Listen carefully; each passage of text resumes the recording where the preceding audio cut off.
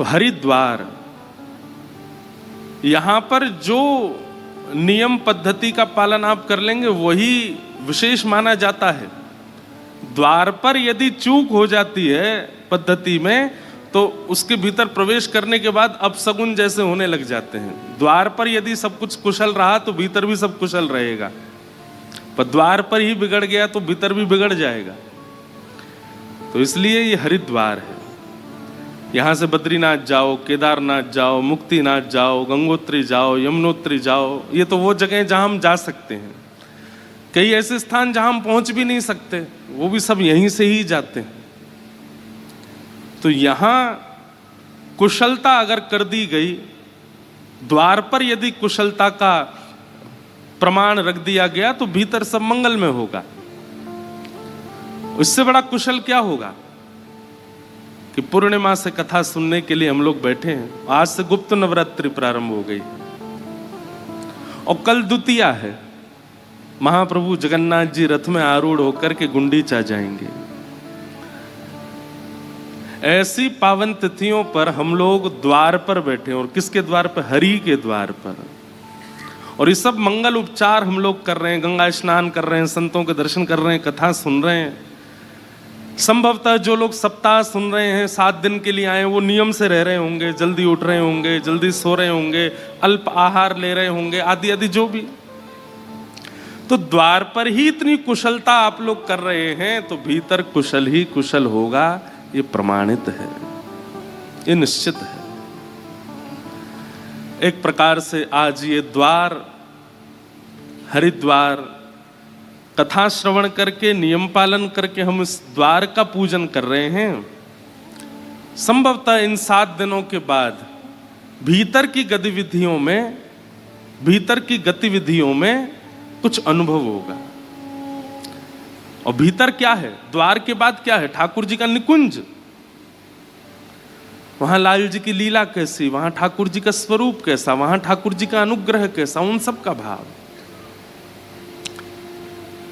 जितने भी भक्तों के आप चरित्र सुनते हैं कथा में, वे सब कौन है? वे द्वार पर नहीं है, वे भीतर जा चुके हैं। अब कल महाप्रभु जी रथ में विराजेंगे और आज क्या हो रहा है? आज गुंडीचा मार्जन हो रहा है। आज जहां ठाकुर जी जाएंगे ऐसे गुंडीचा का आज सुंदर, वैसे तो साफ सफाई वहां रहती ही है, लेकिन एक श्री चैतन्य महाप्रभु ने एक परंपरा को प्रारंभ किया। अपने सब भक्तों के साथ गुंडीचा का मार्जन किया, उसको स्वच्छ किया, साफ कर रहे हैं। कलशों में जल ले करके सुंदर सुगंधित जलों से पूरे गुंडीचा का मार्जन करते हैं। क्यों? महाप्रभु जी आएंगे।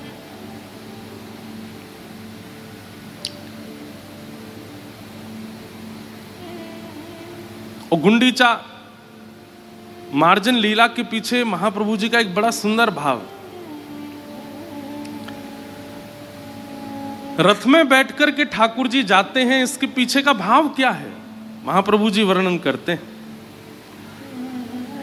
अब भाव तो रखा है कि कल प्यारे गिरधर लाल जी भी रथ में आरूढ़ होंगे और यहां दर्शन देंगे। पंडाल में व्यवस्था बनेगी तो ठाकुर जी भी आएंगे।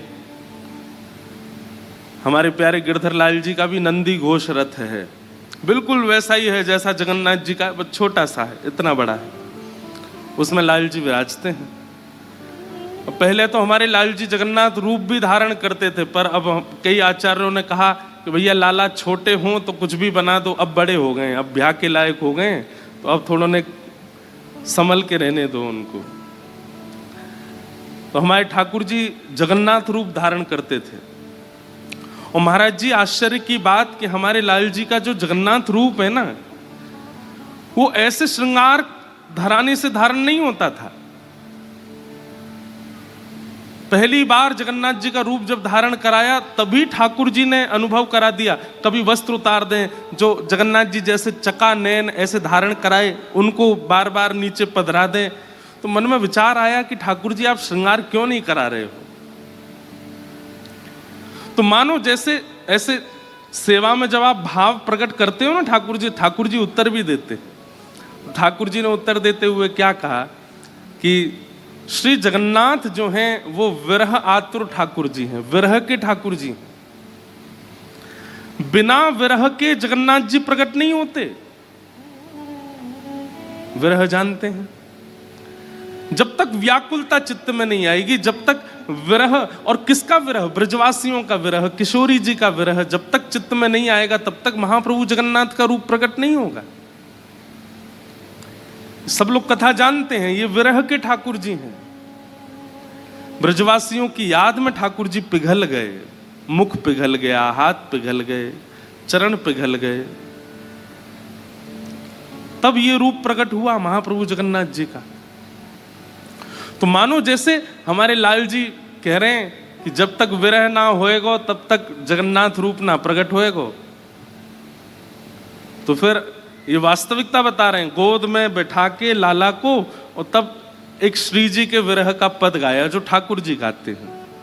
और उस पद को सुनते हुए महाप्रभु जगन्नाथ जी का रूप हमारे गिरधर लाल जी ने धारण किया। जब किशोरी जी का विरह, ब्रजवासियों का विरह। राधे राधे करुणामयी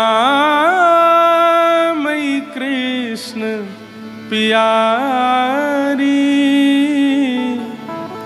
मेरी सुधली जो श्री वृषभानु दुलारी, मेरी सुधली जो श्री वृषभानु दुलारी। और जब इस पद का गायन किया, इस पद के पीछे भाव ऐसा है कि ठाकुर जी बहुत लीला करते हैं, गोपियों को अकेला छोड़ के चले जाते हैं, कभी किसी गोप ग्वाल को विरह देते हैं। विरह देना ठाकुर जी का स्वभाव है। और स्वभाव क्यों है? विरह से प्रेम पुष्ट होता है। जिसने जीवन में कभी विरह का आस्वादन नहीं किया वो प्रेमी नहीं कहलाएगा। सब लोग इधर देखो, इधर देखो, कथा सुनो ध्यान से। ये आने जाने वाला रास्ता, यहां से आते जाते रहेंगे, आप इधर ही देखो।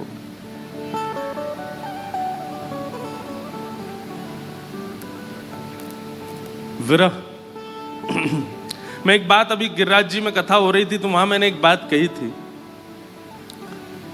नाम जप का नाटक हो सकता है, तिलक स्वरूप धारण करने का नाटक हो सकता है, वस्त्र पहनने का नाटक हो सकता है, परिक्रमा करने का भी नाटक हो सकता है, कथा सुनने का भी नाटक हो सकता है, कथा सुनाने का भी नाटक हो सकता है, पर अपने प्रेमी के विरह में रोदन का नाटक नहीं होता। कोई व्यक्ति नाटक में रो नहीं सकता। बोल गंगा मैया की जय।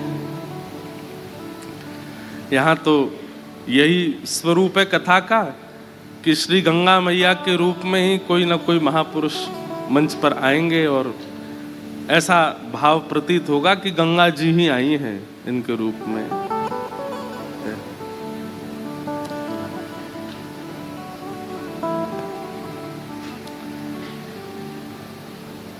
सोचो, जो जो महापुरुष यहां मंच पर विराज रहे हैं, इन्होंने कितने समय तक गंगा जी के तट पर रह करके उनकी वायु को, उनकी रज को, उनके जल को, उन्हीं से बने हुए अन्न को सेवन किया। तो इनके तो शरीर में भी रक्त नहीं है, गंगा जी ही हैं। तो इसलिए इनको गंगा स्वरूप मान लिया जाए तो कोई उसमें अतिशयोक्ति नहीं है। और ये बात होनी चाहिए। ब्रजवासी के प्रति यही भाव रखना चाहिए। इसकी त्वचा नहीं है, ये ब्रज की रज से ही बना है। इसका रक्त नहीं है, यमुना जी ही घूम रही है या के शरीर में, या की अस्थि नहीं है, हड्डी नहीं है, गिरिराज जी हैं या के भीतर। इसके शब्द नहीं है, इसके स्वर नहीं है, ये तो ठाकुर जी की वंशी है। उसी भाव से उसको ब्रज मान करके ही ब्रजवासी को प्रणाम करो।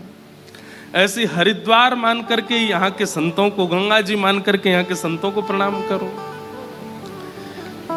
बड़ी विधाएं हैं, आप लोग सुनते तो हैं पर करने लग जाओ तो बात अलग है। तो क्या बता रहा था मैं? बताओ कहां चल रही थी कथा? कहाँ पे? हाँ, आप में से तो किसी ने नहीं बताई, मुझे याद आ गई। तिलक लगाने का आडंबर हो सकता है, नाम जप करने का नाटक हो सकता है, स्वरूप धारण करने का नाटक हो सकता है, कथा सुनने का नाटक, सुनाने का भी नाटक हो सकता है, पर विरह का नाटक नहीं हो सकता, रोने का नाटक नहीं हो सकता। कई लोग कर भी देते हैं तो वो अलग ही पते चल जाते हैं कि ये नाटक ही कर रहे हैं।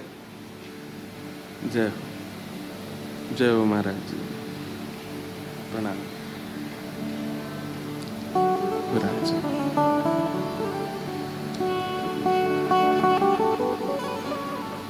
ऐसा लगे कभी गंगा जी आई, कभी महादेव ही आए, कभी पर्वतराज हिमालय आए,